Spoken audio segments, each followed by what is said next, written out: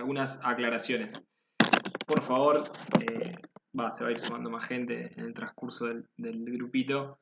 Hay algunos y algunas que los conozco acá, así los que puedan hacer el aguante y poner la cámara, así no le hablo solo a un Meet. Buenísimo. Yo lo que le quiero proponer, y última ustedes me van diciendo, es lo siguiente.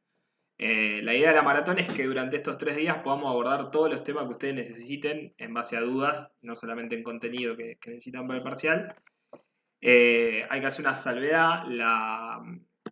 El grupo del domingo no sería de sistema inmune porque no entra en el parcial, sino que lo vamos a usar para profundizar este tema de endocrino, una parte, para hablar y charlar un poco de la integración de los 3 sistemas y de también no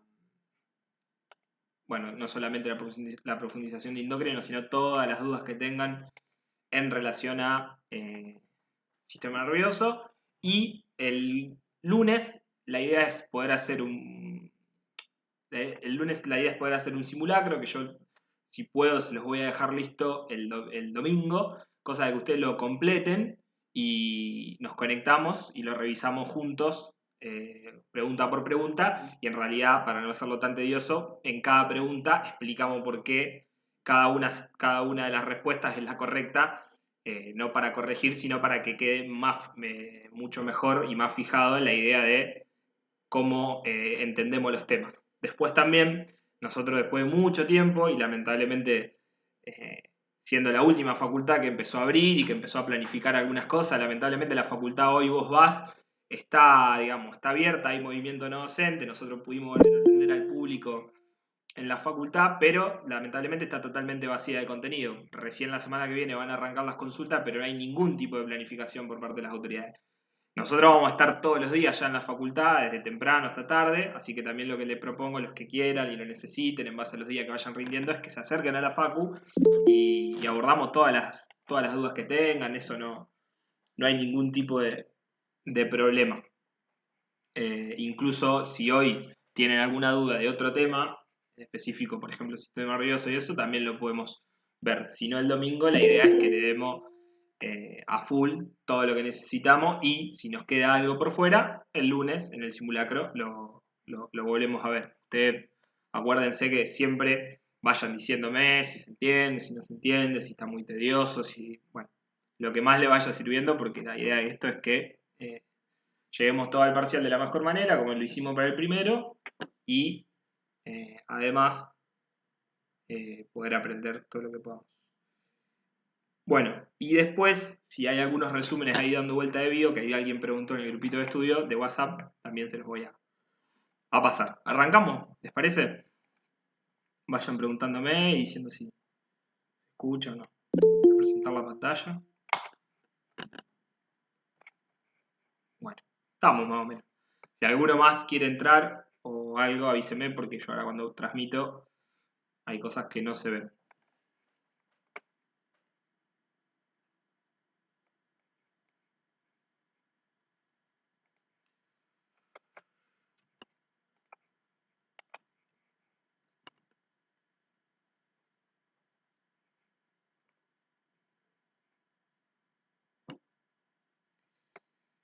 Bueno, ¿se ve ahí? 10 puntos, así arrancamos.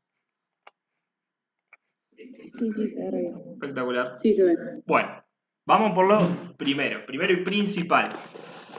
La idea de hoy es que nosotros hablemos de sistema endocrino. Por lo tanto, para hablar de sistema endocrino tenemos que poder entender o ver desde dónde nosotros partimos para charlar los distintos sistemas que ya nos toca ver en el cuerpo. Digamos, nosotros venimos de un recorrido en la materia en donde vamos de lo más pequeño, de lo más micro, a lo más macro, y que como lo que nosotros ya estudiamos tiene una integración en una organización superior a nivel del organismo, y eso termina o va a terminar en que ustedes puedan entender la relación o correlación que hay entre principalmente, no solamente el organismo en general, pero sí como el sistema endocrino, el sistema nervioso y el sistema inmune tienen una interrelación, y eso tiene una implicancia para la salud, no solamente la salud en general, sino la salud mental, o cómo nosotros entendemos la salud de una forma integral.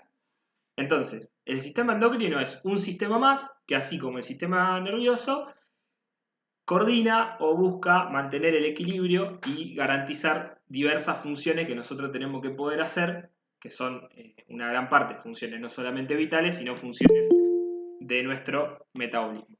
Entonces, si ustedes lo piensan en general, nosotros podemos decir que el sistema nervioso es nuestro mecanismo, nuestro sistema de control de actitudes o actividades no solamente vitales, de funciones vitales como la frecuencia cardíaca, la frecuencia respiratoria y todo lo que eso implica cuando ustedes estudiaban sistema nervioso simpático o autónomo, que es el que no controlamos voluntariamente, sino que además para lo que es otras funciones, como por ejemplo la estimulación del crecimiento, la estimulación de distintos tipos de actividades glandulares, del equilibrio, por ejemplo, de la glucemia, de la producción de hormonas sexuales para el desarrollo y para el crecimiento también, de la producción de ciertas hormonas que nos van a ayudar y nos van a venir a ayudar en momentos específicos, algunos momentos de estrés agudo, donde el cuerpo necesita una respuesta, y otros momentos en donde en realidad una gran parte el sistema endocrino tiene que ver y está extremadamente relacionado con el metabolismo, con lo que nosotros necesitamos para mantenernos vivos y obviamente en movimiento. Acuérdense siempre, siempre, yo este grupito lo voy a tratar de grabar, de que quede en buena calidad, de que se entienda, lo vamos a empezar a subir. Hay un montón de material subido al canal de YouTube del ALDE. Acuérdense siempre que esto es un grupo de estudio, no es una clase, que esto es para ayudarnos entre todos y todas, que nos podemos sacar todas las dudas, que si hay algo que no les puedo resolver o no sé, tomo el compromiso de resolvérselo para la próxima vez o me pueden preguntar, eso no hay problema, mucho más cerca del parcial. Y bueno, y que tratamos de usar powers o imágenes que sean usadas por la cátedra para que ustedes también lo puedan relacionar de una mejor manera. Entonces, arrancamos primero con la definición de hormona, digamos. Nosotros, si entendemos el sistema endocrino como un sistema que nos sirve para mandar diferentes tipos de señales o mantener el equilibrio de ciertas funciones en el largo plazo, no solamente en el momento instantáneo como sería el sistema nervioso, nosotros necesitamos mediadores químicos, señales químicas que nosotros podamos mandar desde un lugar del cuerpo hasta otro lugar para que eso tenga una función. Entonces, esta definición que ustedes ven de hormona es la definición más simple que van a poder encontrar, que la ubica como un mediador químico, que obviamente es secretado por células, que las que nos interesan a nosotros son secretadas al torrente sanguíneo y que no solamente circulan en el torrente sanguíneo, sino que tienen un lugar, un sitio de acción.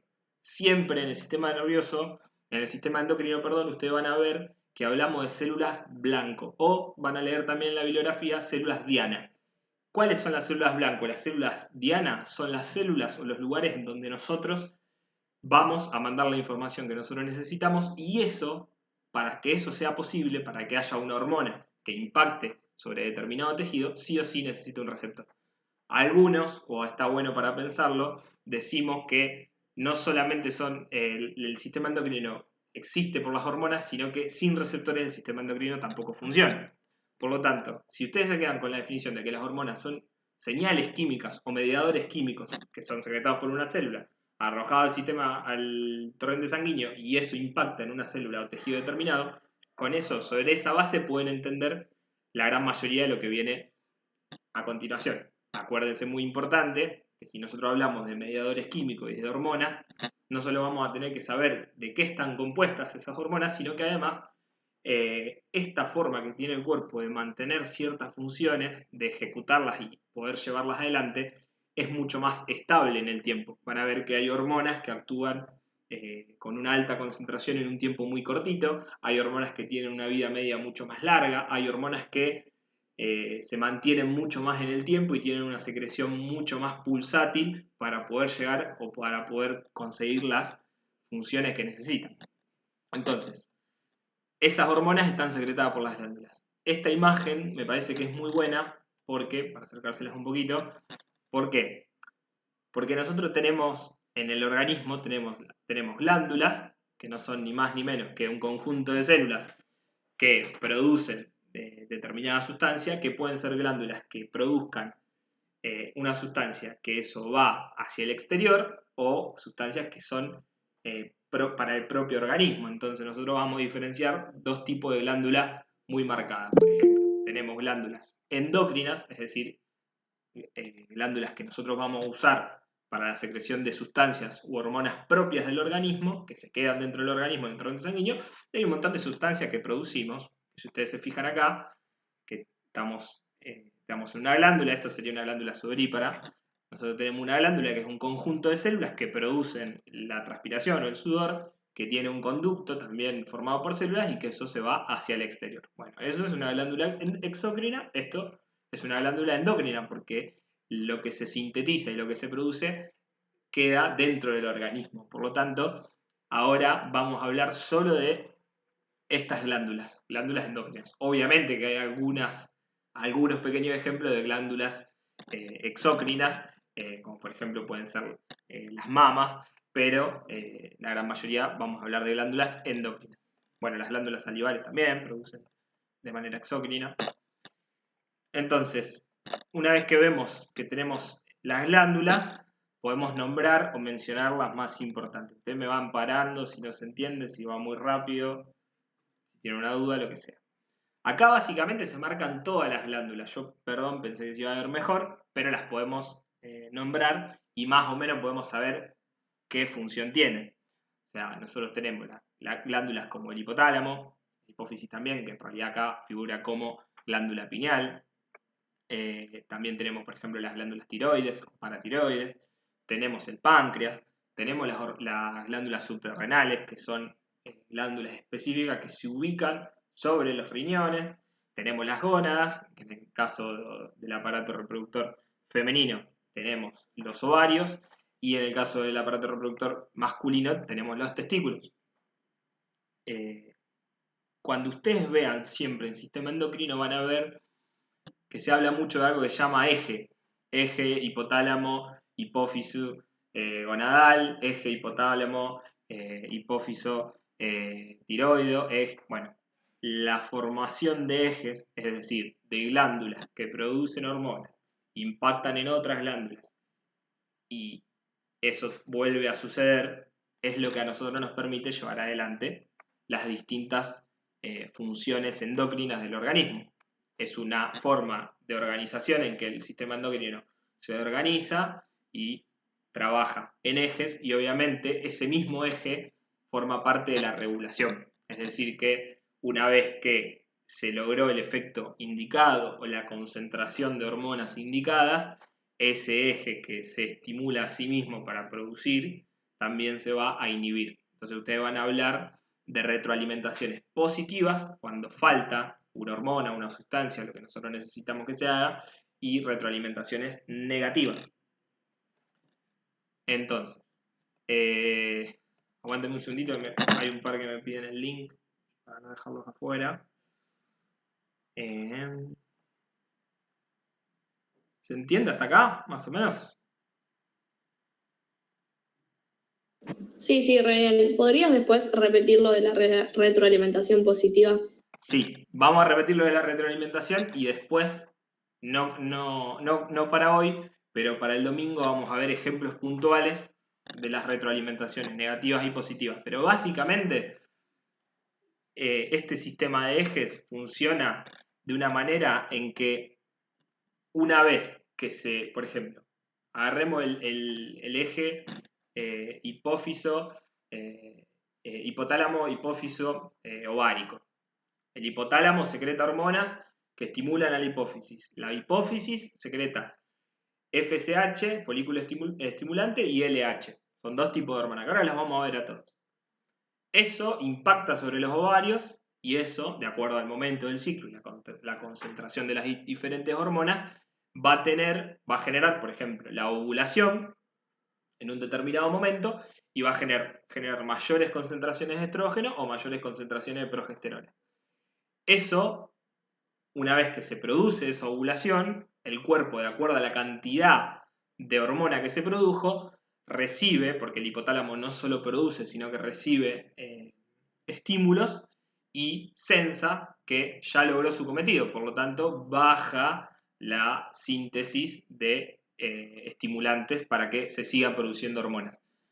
si esa, por ejemplo, ovulación no se consigue o empieza a mandarla de señal pero todavía no se hizo, eso hasta que no se cumpla la cantidad o la concentración hormonal que nosotros requerimos para la ovulación, no va a frenar. Ese eje va a seguir estimulándose hasta que llegue a su objetivo y ahí corte y se estimule de otra manera.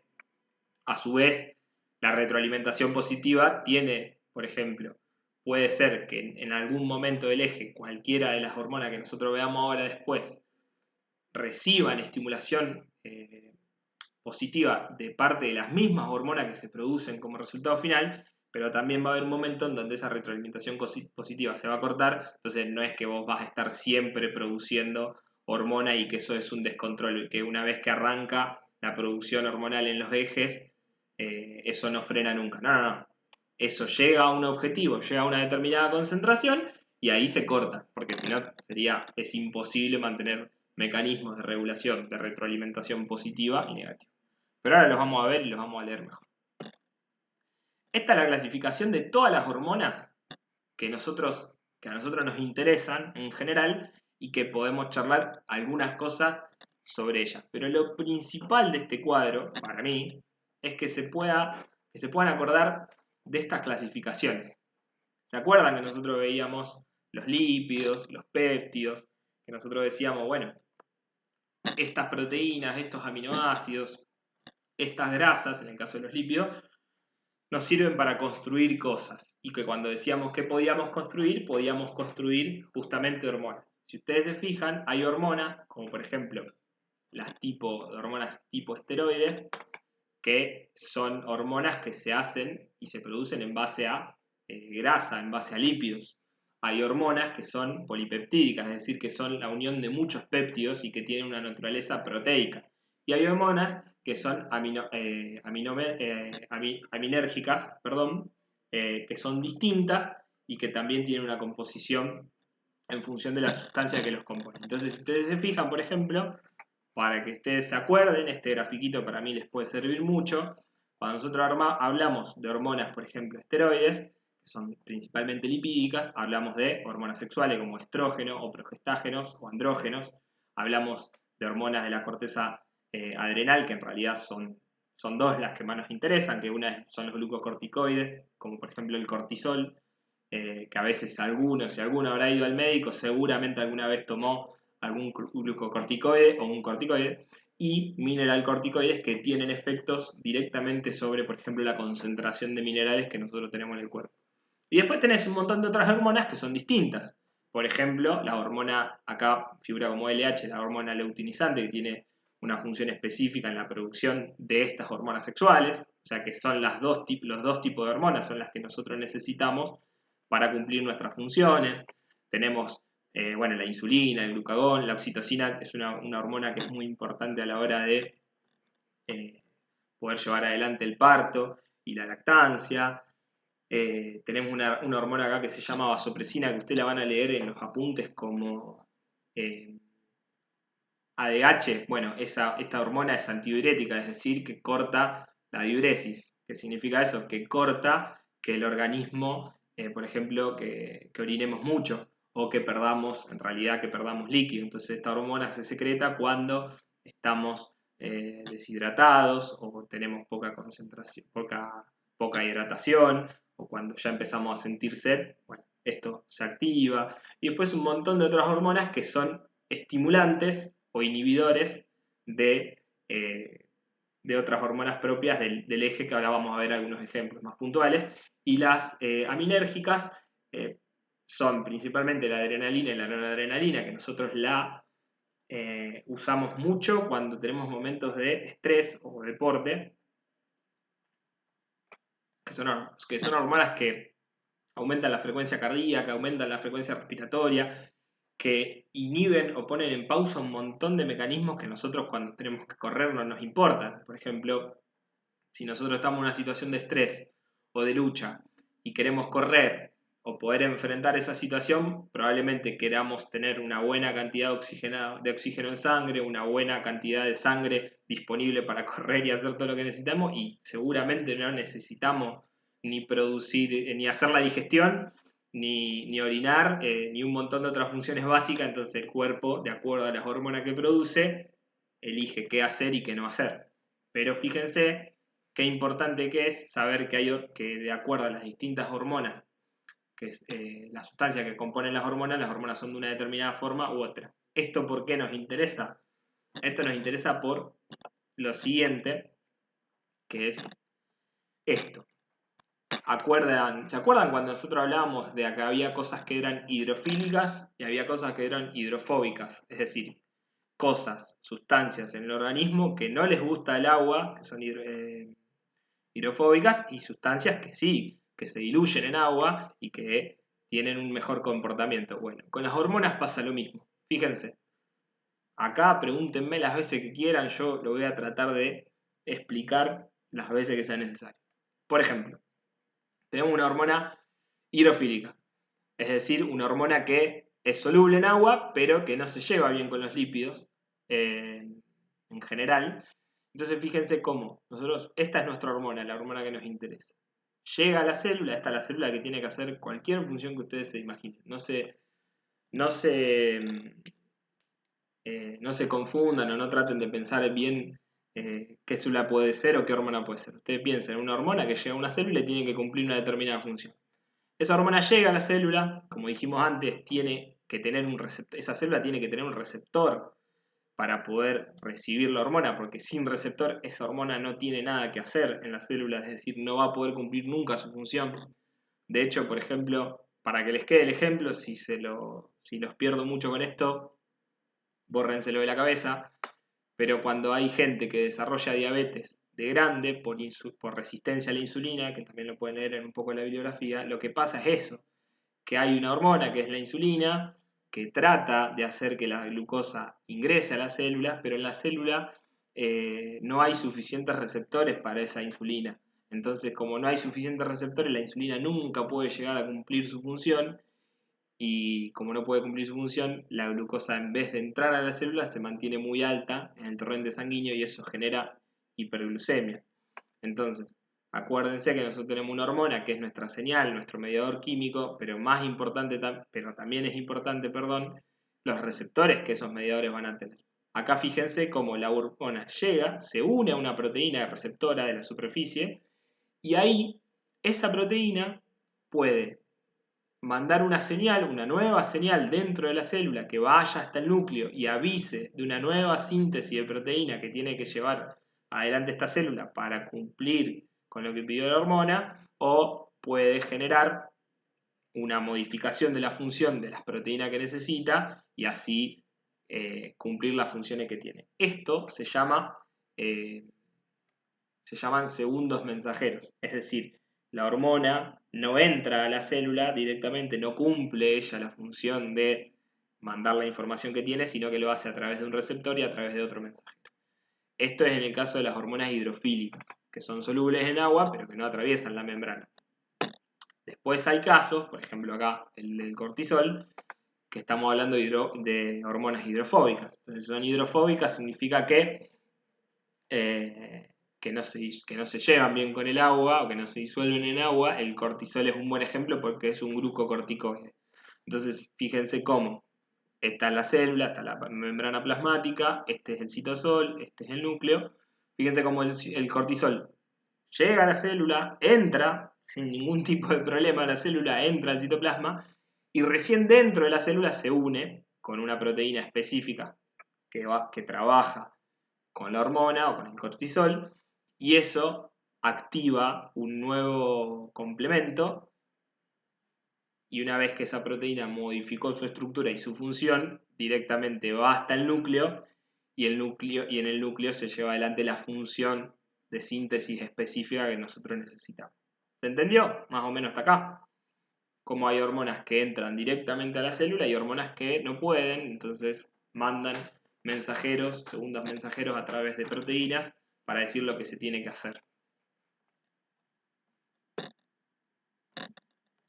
Si se entendió, vamos con la parte más importante de este grupo al menos. Si no se entiende, díganme, vayan frenándome, pregúntenme lo que quieran. Bien, Esto ustedes lo van a leer un montón. Ustedes, imagino que claramente ya se sabe que estamos hablando del hipotálamo y la hipófisis. Siempre cuando ustedes estudien algunas cosas de tejido endocrino, tejido nervioso, está bueno que sepamos dónde está, dónde se ubica esto, porque no es que no nos importa. Nosotros acá estamos hablando de que esto es nuestro hipotálamo y esto es nuestra hipófisis o glándula pineal. ¿Dónde se ubica esto? Se ubica en la base del cerebro, digamos, del diencéfalo, pero se ubica en un punto específico, que si ustedes después lo googlean o ven imágenes, la hipófisis tiene una forma como si fuera como una sillita, y esto se apoya directamente arriba de la base del cráneo, y esa base, o ese lugar donde se apoya la hipófisis, se llama silla turca. Es como una sillita, literalmente, en donde la hipófisis descansa y se ubica en la base del cráneo, lo cual después le da salida mucho más fácil y más rápido para la excreción de distintas hormonas. Entonces, ¿qué tenemos acá?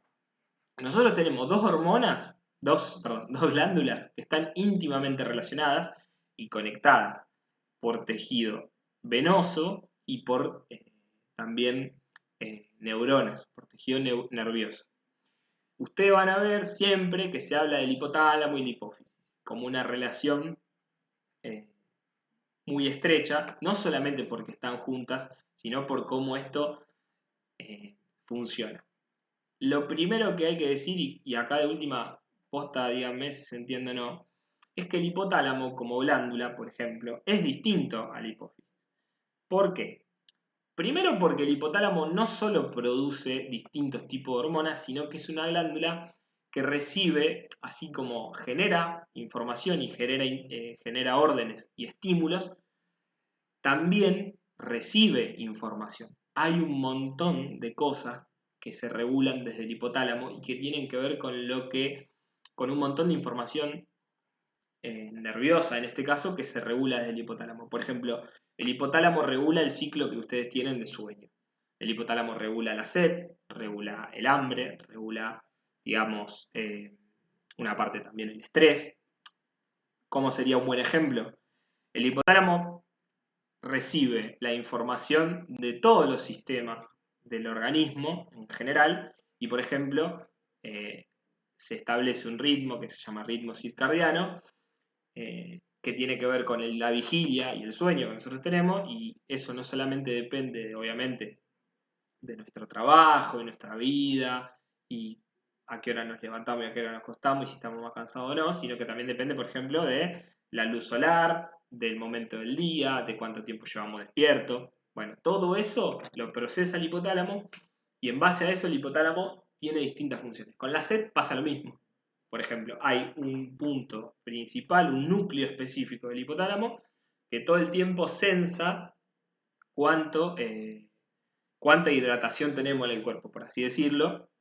Y no solamente después este hipotálamo va a generar, como ya dijimos, esa famosa hormona que se llama ADH, antidiurética o vasopresina, que eso va a hacer que se guarde un montón de agua, porque si estamos deshidratados lo que menos necesitamos es perder agua, sino que, por ejemplo, también, así como va a contener todo el agua que nosotros tenemos, también va a agarrar y va a decir, che, tengo sed, porque como me falta agua y me falta hidratación, necesito recuperarla. Y eso no lo voy a recuperar solamente no transpirando o no orinando o secretando menos secreciones hacia el exterior, sino que también necesito reponerlo. Bueno, el hipotálamo es el que sensa y integra todos esos sistemas. Entonces, fíjense cómo algunas cosas que incluso tienen que ver con construcciones sociales, con aspectos sociales de nuestra vida, como es el sueño, la vigilia, el horario en el que trabajamos, el horario que nos levantamos, un montón de cosas, tienen su fundamentación biológica, incluso tienen diferentes etapas y momentos en la vida. Digamos, uno cuando es adolescente tiene un ritmo circadiano mucho más lento, donde tiene que dormir un montón más. Eso no es que somos, digamos, no es porque sos adolescente simplemente, sino que es una etapa de tu vida donde el ritmo circadiano está acomodado de una determinada manera. Hay un montón de estudios que dicen, bueno, los adolescentes tienen que dormir más o duermen lo mismo, pero en otros horarios del día. Generalmente son por ahí, por momentos pueden ser más nocturnos y levantarse muy tarde. Entonces, acá nosotros tenemos las dos glándulas más importantes que van a tener relación con todo. Fíjense. Nosotros acá tenemos un hipotálamo que está conectado a través de fibras nerviosas con la parte de atrás de la hipófisis y la parte de adelante. Nosotros tenemos nuestro hipotálamo, que es una glándula que principalmente está compuesta de tejido nervioso, pero la hipófisis, si ustedes se fijan, está compuesta en la parte anterior, es decir, la parte de adelante. Nosotros vamos a tener lo que se llama adenohipófisis o hipófisis anterior, que principalmente ahí hay tejido, tejido, glándula pineal o hipofisiaria, pero también una gran cantidad de vasos sanguíneos y de venas. Y atrás tenemos la parte de la hipófisis posterior que no se llama adenohipófisis, sino se llama neurohipófisis. Si ustedes se fijan, hay fibras nerviosas del hipotálamo que llegan hasta la parte trasera de la hipófisis, de la parte nerviosa, porque tiene más contenido nervioso, y para las otras no hay fibras nerviosas que lleguen. Siempre, para que ustedes se lo acuerden como una memotecnia, la parte trasera de la hipófisis, la neurohipófisis, no produce nada. Simplemente hay un transporte especial de una neurosecreción. Estas dos hormonas, la oxitocina y la vasopresina o la ADH, se producen en el hipotálamo, viaja por sistema nervioso, viaja hasta la parte nerviosa de la hipófisis y ahí se secreta. Se intercambia con el sistema, con la irrigación, con el sistema venoso y arterial y se secreta. En cambio la adenopófisis no. La adenopófisis sí produce cosas, sí produce hormonas. Produce hormonas como la hormona del crecimiento, produce hormonas como la folículo estimulante, produce hormonas como la estimulante de la tiroides, la tiroxina, y eso tiene dos cosas a tener en cuenta. Hay una relación y una unión con el hipotálamo en la parte superior, y ustedes acaban de ver que esto no son solamente vasos sanguíneos, sino que están todos enmarañados, o en las imágenes que hay están todos juntos. A esto nosotros le llamamos sistema porta. No necesitan saberlo, no es la gran cosa, simplemente sepan que la parte de adelante de la hipófisis hay un montón de tejido que produce un montón de hormonas y que es distinta a la parte de atrás. ¿Se entendió más o menos lo del hipotálamo y la hipófisis hasta acá? Sí, se reentendió.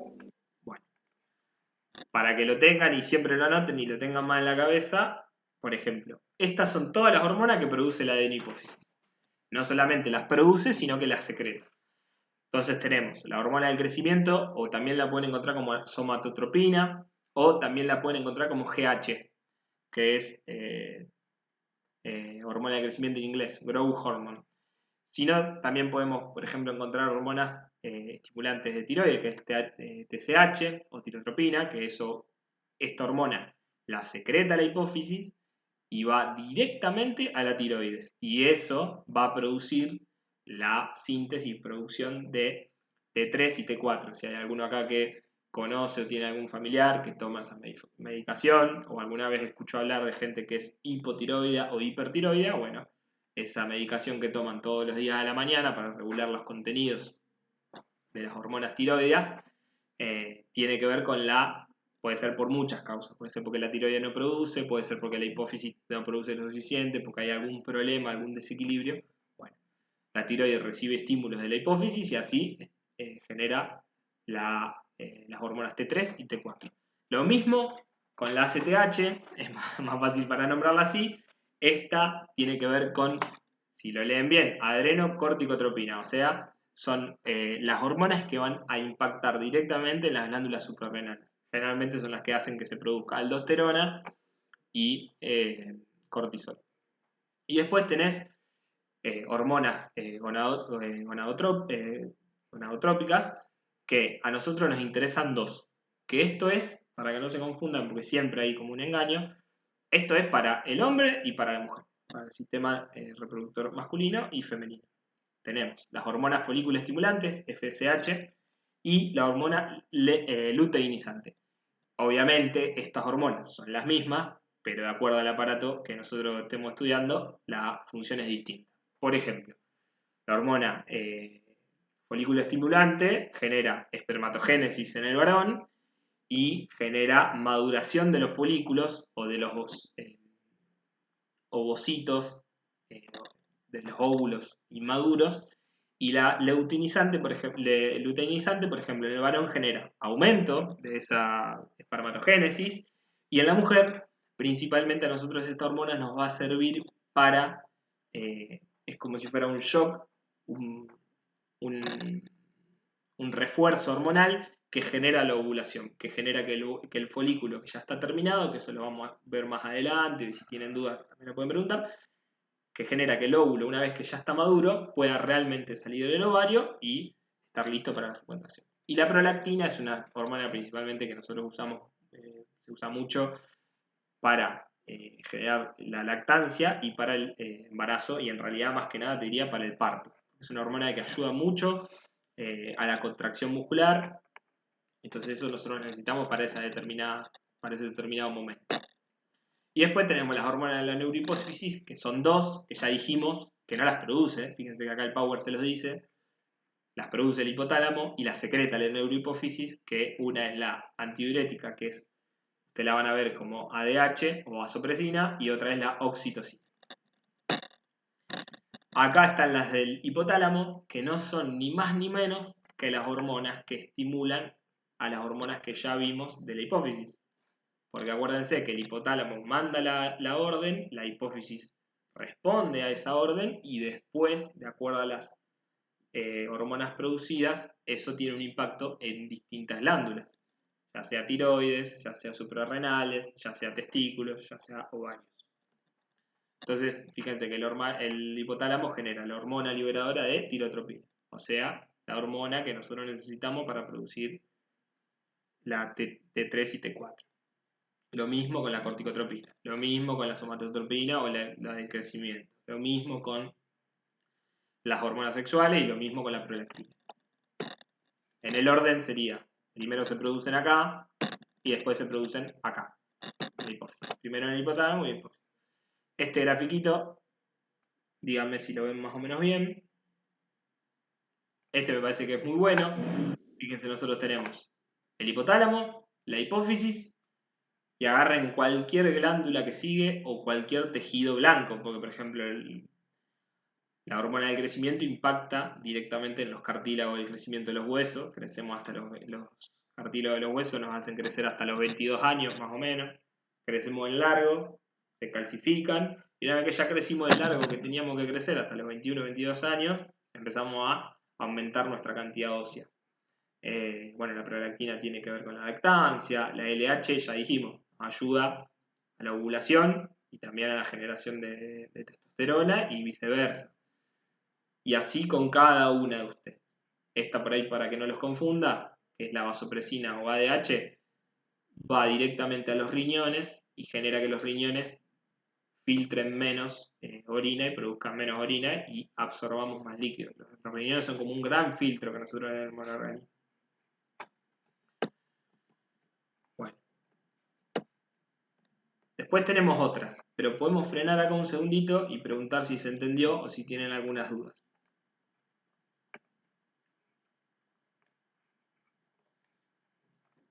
¿Entiende más o menos?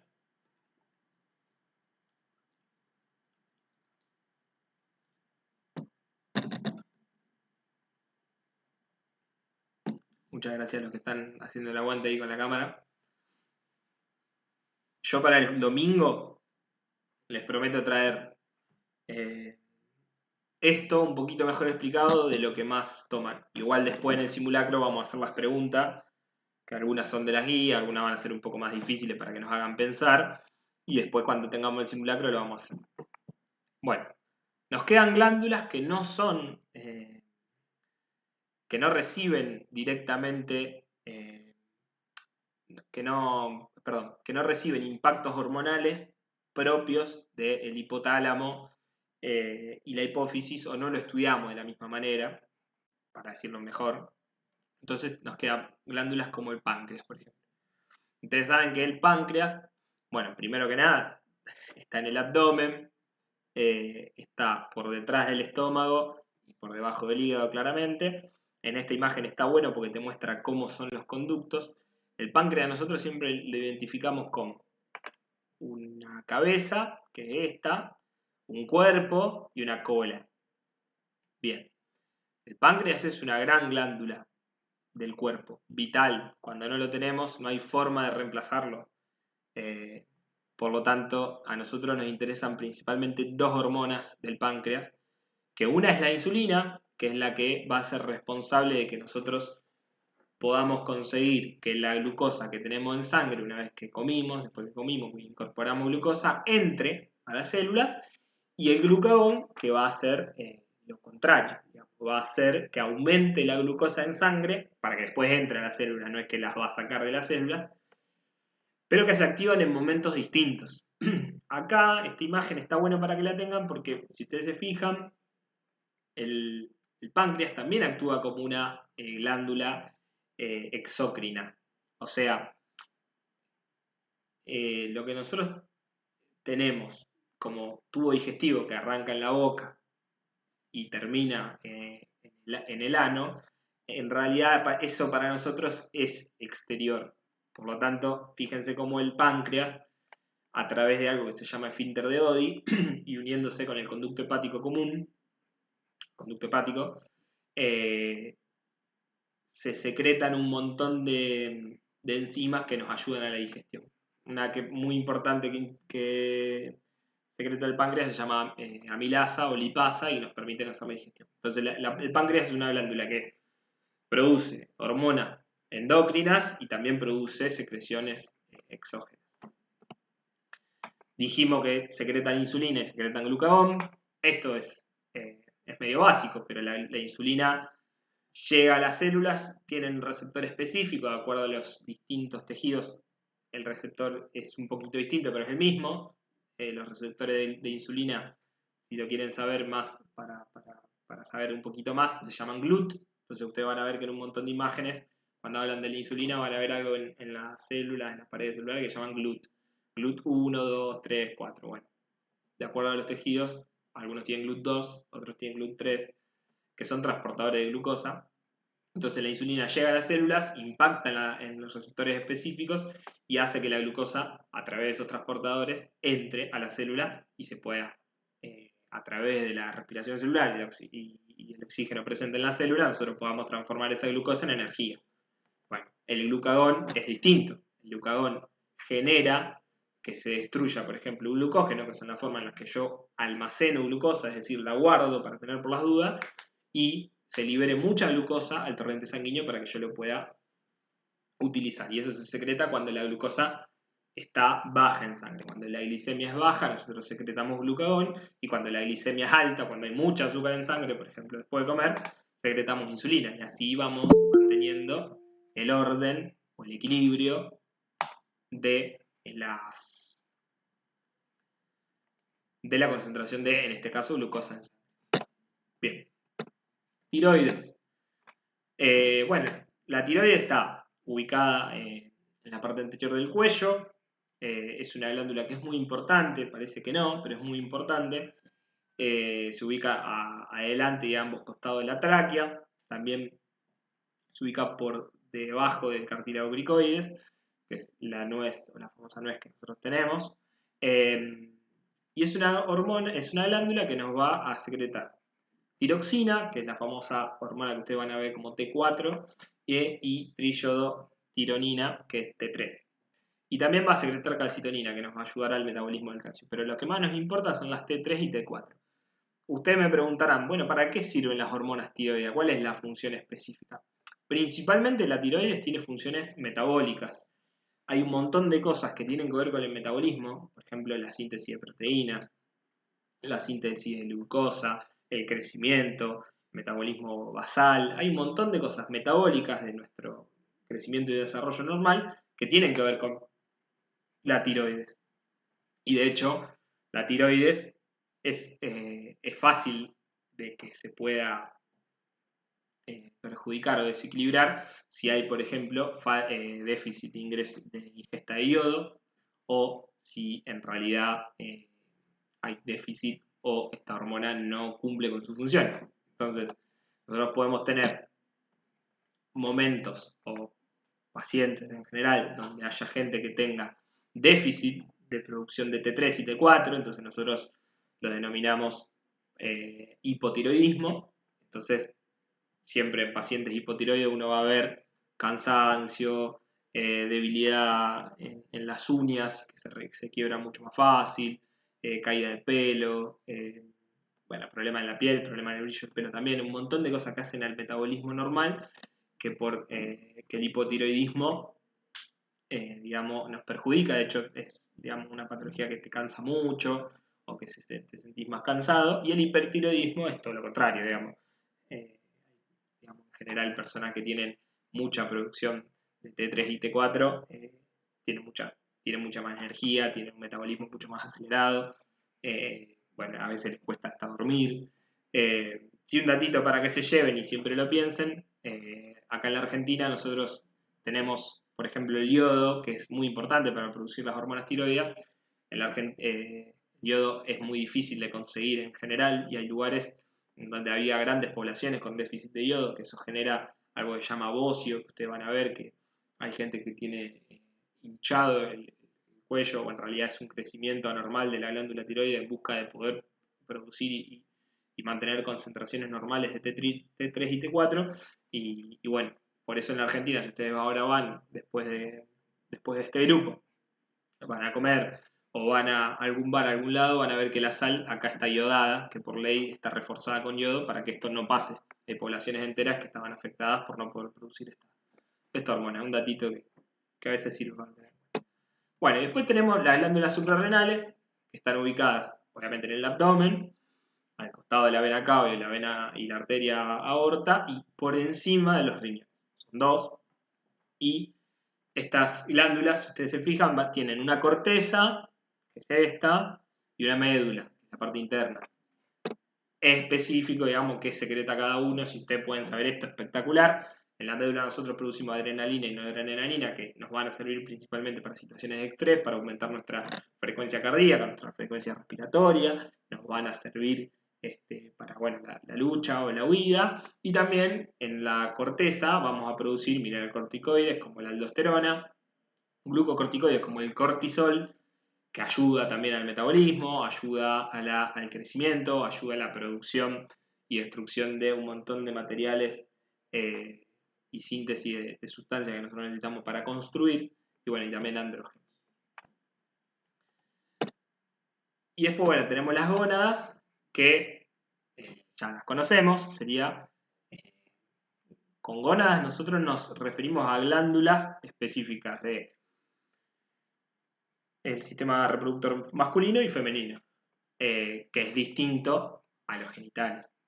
Por lo tanto, a nivel de gónadas, nosotros tenemos los testículos y los ovarios. Fíjense que acá en el testículo ustedes tienen toda esta red que se llama red de testis, que bueno, que son todas estas inervaciones que tenés, que después terminan formando parte del epididimo, que es el conducto por el cual, el conducto deferente, por el cual nosotros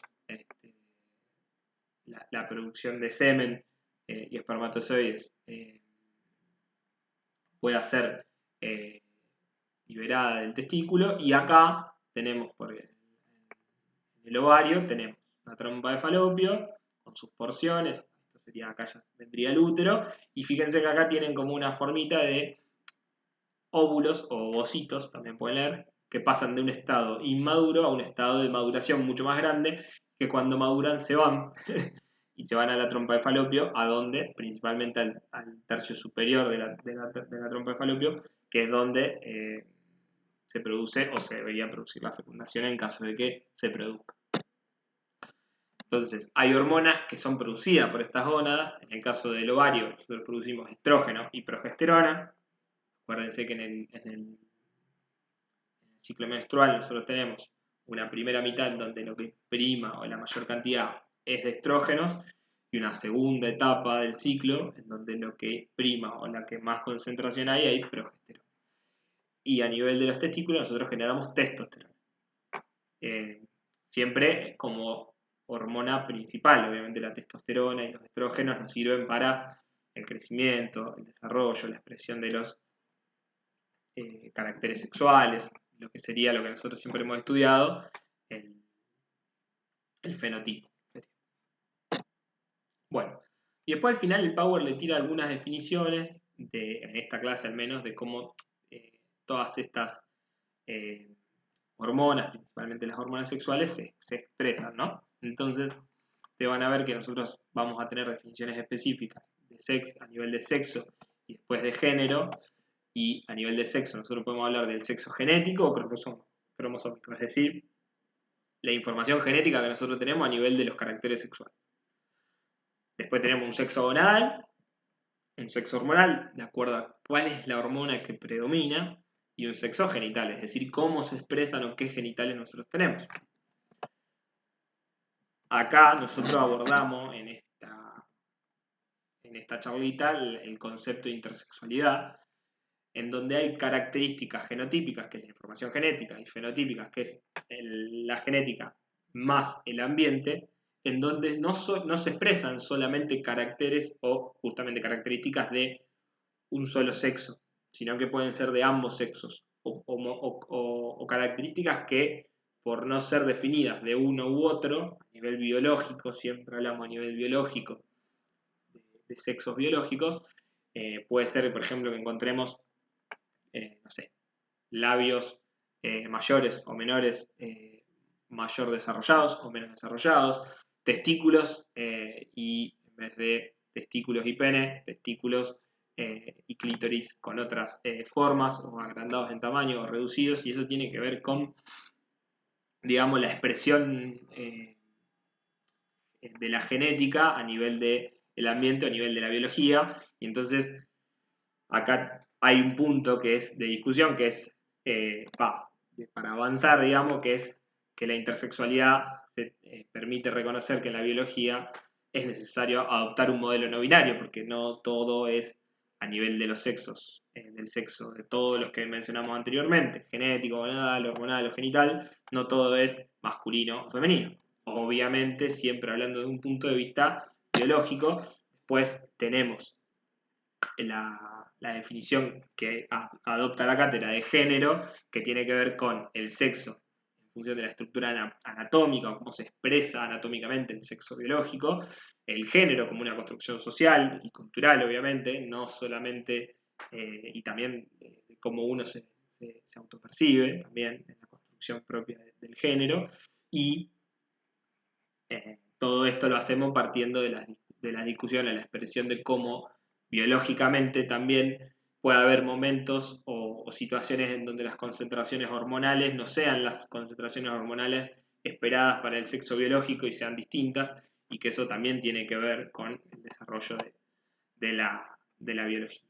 Y bueno, acá digamos, da la postura de la cátedra en función de lo que es sexo, género, identidad de género, que son cosas totalmente distintas. Así que en general, yo la idea que tenía era que hoy podamos ver esto como concepto general del sistema endocrino. Les podemos abrir una ronda de preguntas, podemos armar, perdón, hay un intruso acá, podemos armar bien qué quieren que veamos el domingo, si quieren que prioricemos sistema nervioso porque les cuesta un poquito más, si quieren priorizar otras cosas o que sigamos priorizando y profundizando lo que es el sistema endocrino, como a ustedes más les sirva en general en este momento. Sistema nervioso estaría bueno verlo un poco más. Bueno, ¿y qué es lo que más les cuesta del sistema nervioso?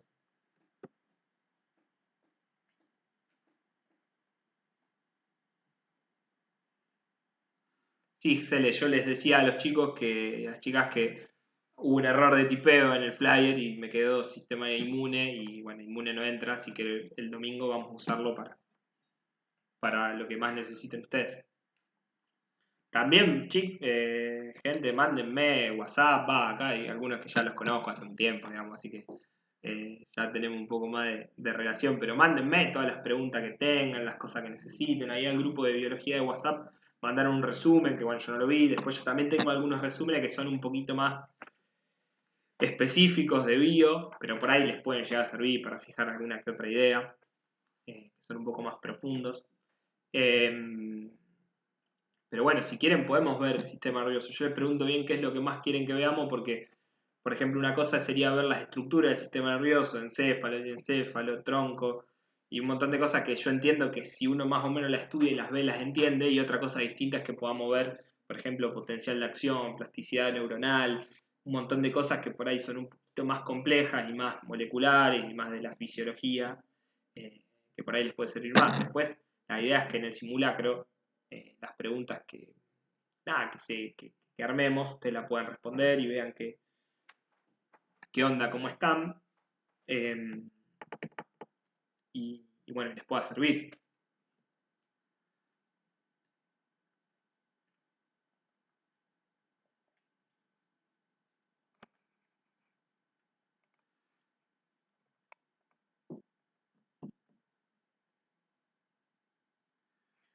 Bueno, esa duda que vos planteás, Cele, si quieren se las resuelvo ahora, o les explico cortito ahora lo de la discusión el aspecto de sustancia gris, sustancia blanca, de la organización del sistema nervioso propiamente dicho. O si quieren lo podemos ver ahora. Cortito, rápido, o las dudas que tengan, y ya aprovechan también hoy, que encima, bueno, perdón, pero otro horario no tenía, este viernes, estaba medio complicado. No quería darles un grupo el domingo, pero no me queda otra. Les pido mil disculpas.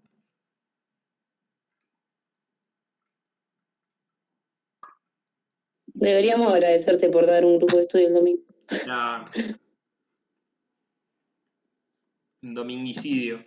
Bueno, mirá, lo del sistema nervioso lo podemos ver capaz medio rápido. Vamos a ver dónde lo tengo.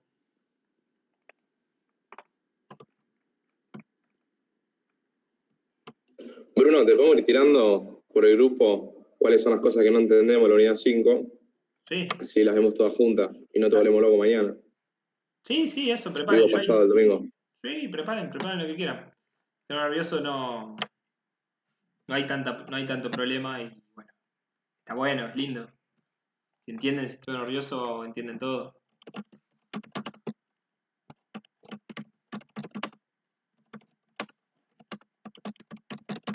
Vamos a buscar una imagen rápido. Así.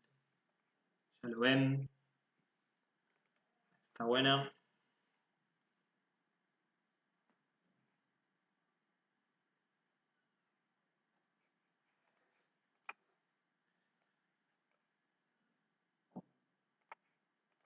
Bueno, ¿bien ahí? ¿Se ve? Sí, se ve bien. Bueno, a ver, Cele la que hizo la pregunta.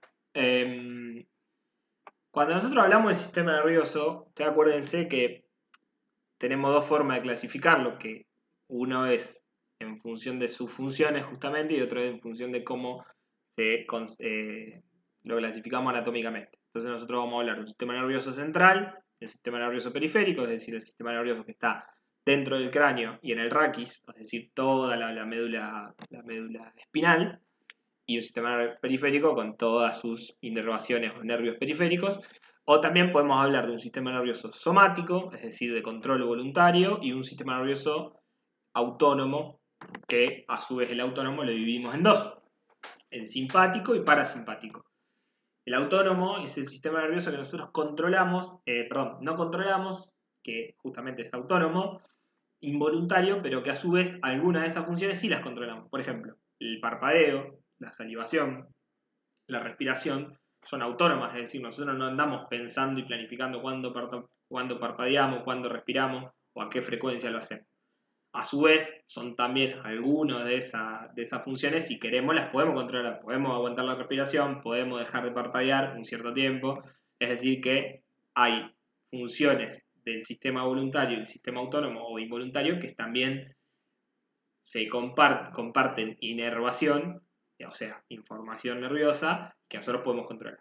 Entonces, si ustedes se fijan, nosotros a este sistema nervioso siempre está bueno que lo entiendan, o sea, que puedan entender, digamos, mi idea de los grupos, que última también pueden decirme si les sirve, si no les sirve, si están de acuerdo o no están de acuerdo, es principalmente que ustedes puedan entender. O sea, una vez que entienden los conceptos, obviamente pueden ir, y más fácil ir, reforzar y entender para qué o por qué lo estudian. y no sé si tanto la idea del grupo es reproducir lo mismo que ya sabemos, que ya dice el texto. Entonces, encontrar la forma en que ustedes lo puedan entender. Si ustedes se fijan, esta imagen está buenísima porque nos habla de dos partes principales del sistema nervioso, como el cerebro y como la médula espinal, cortadas en un determinado plano y en un determinado lugar, y nos hacen ver cómo esa sustancia gris o sustancia blanca se organiza. Entonces, por ejemplo, cuando nosotros hablamos de neuronas, esta me quedó cortada, pero no importa, acuérdense que las neuronas nosotros tenemos un núcleo que tiene ramificaciones, que a esas ramificaciones nosotros le llamamos dendritas, y tiene un brazo largo único que nosotros llamamos axón. Bien, bueno, esa forma de tejido celular, es decir, esa forma de las neuronas es la que después nos permite entender esto, que es el sistema nervioso. Ustedes se fijan, principalmente para Cele, para ver si la puedo ayudar con la duda.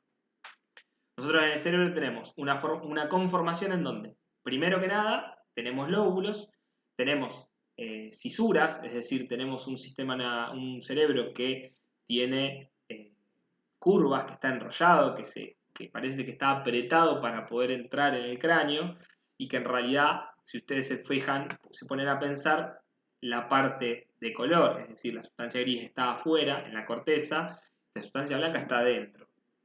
Y si ustedes se fijan, la médula es al revés. Entonces, ¿cómo puede ser que tenga una conformación al revés si es parte del mismo sistema, del mismo tejido? Y esto tiene que ver plenamente con una discusión funcional.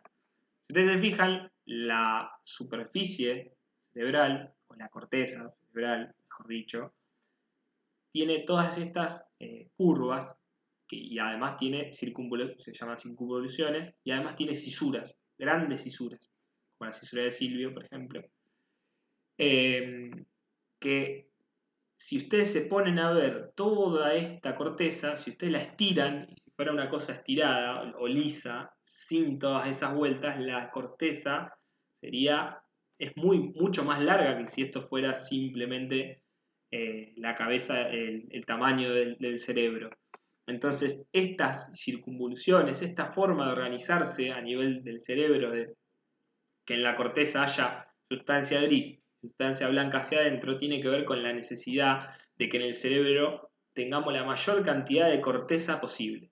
Porque si no nos interesara tener más corteza, en realidad esto directamente no sería corrugado, no tendría todas estas vueltas.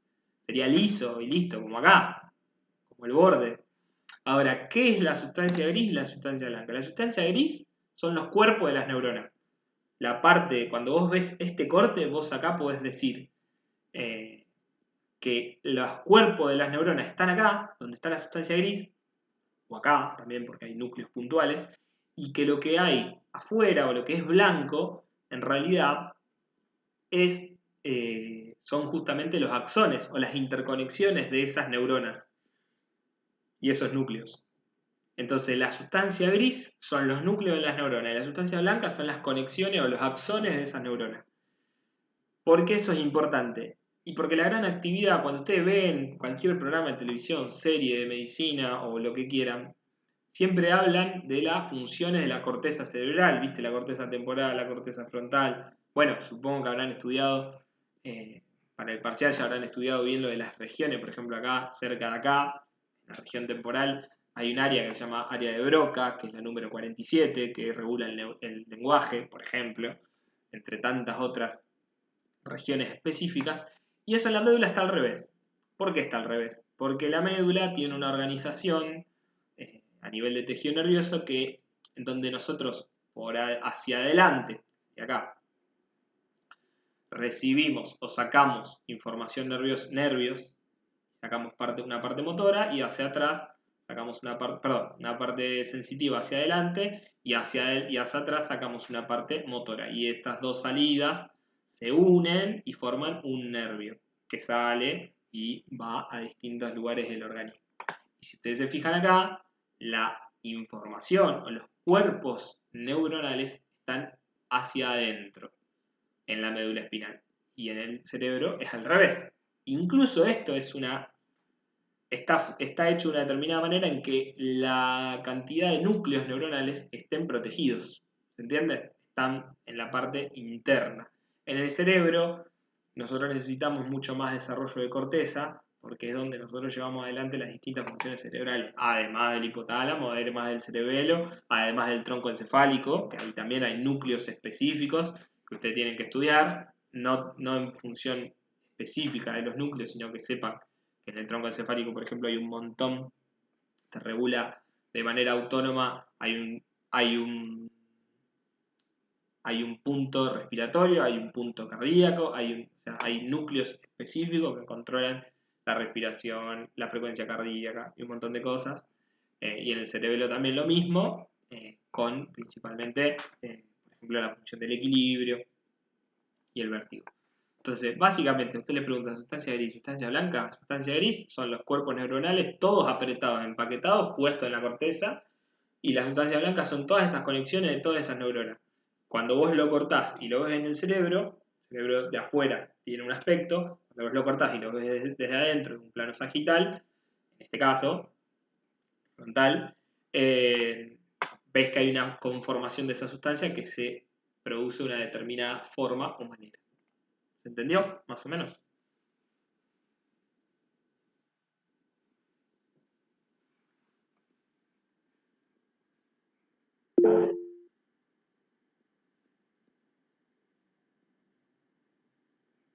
¿Tienen alguna duda más que podamos explicar ahora?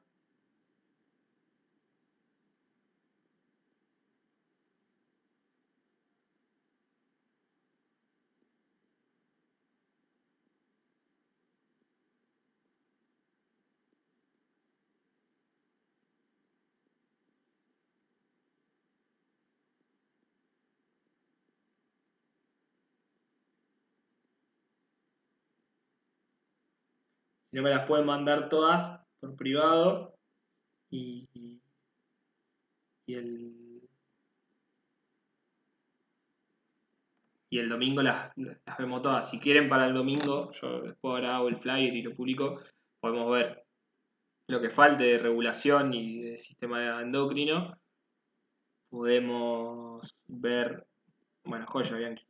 Podemos ver todo lo que faltaría del sistema nervioso, repasar lo que a usted le parezca más importante, que intuyo que tiene que ver con potencial de acción, con organización del sistema nervioso, plasticidad y todas esas cosas. Y si llegamos, a mí me gustaría explicarles la interrelación de los sistemas, porque lo toman mucho eso en los finales y en los parciales, la interrelación del sistema nervioso, endocrino e inmune, porque en realidad hay toda una interdisciplina hoy, ya se formó hace 15, 10 años, que es una rama, una especialidad específica de las ciencias de la salud, que es la psicoinmunoendocrinología, que habla de que los tres sistemas, inmune, endocrino y nervioso, tienen una relación, que esa relación es muy importante no solamente en sí misma, sino en cómo eso actúa y cómo eso te sirve para entender mucho más la relación de los sistemas o la relación más de los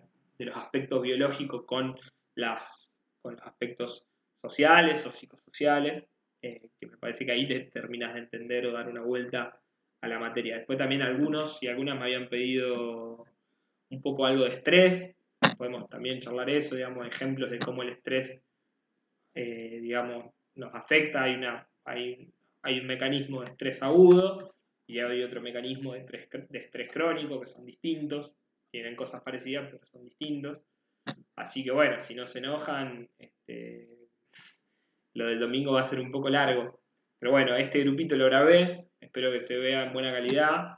Lo voy a subir, así ya queda. El del domingo también. Igual estaría re bueno que vengan, que me acompañen, porque si vienen dos, yo lo voy a dar igual. Pero bueno, ya que queda grabado, está bueno la compañía. Le agradezco un montón, como siempre, a todo y toda la paciencia, la buena onda. Avísenle al resto de sus compañeros si les sirve el grupo, si les parece que está bueno, que vengan el domingo, que saquen todas las dudas. Y ya bueno, a partir del lunes nos vamos encontrando presencial en la facu. Estaría buenísimo que vengan, que se den una vuelta, que hagamos algún que otro grupo de estudio ahí, que si alguno quiere rendir el final, hagamos los grupos que sean necesarios. Si alguno tiene una duda, caiga a la facultad. Va, todos en general, todas tienen mi número, escríbanme. Los espero. Siempre hay fácil armarse un mate y podemos charlar y discutir un rato, que hace mucho no nos vemos. Entonces, nada, ojalá.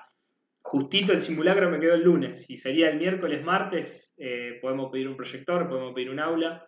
Espero que nos lo den, pero bueno, para este lo debo, pero para el final sí. Para el final vamos a hacer las cosas ahí en la facu. Y vamos a mantener esto así, los que no están también pueden participar, digamos. Un momento para hacer las dos cosas. Pero bueno, cualquier cosa de acá el domingo, mándenme lo que necesiten. Y si alguno arma un grupito también y quiere que nos juntemos presencial, también manden, no hay problema. Acá con algunos ya nos conocemos, nos hemos juntado presencial, así que 10 puntos, no hay problema. Bueno, les mando un saludo, che.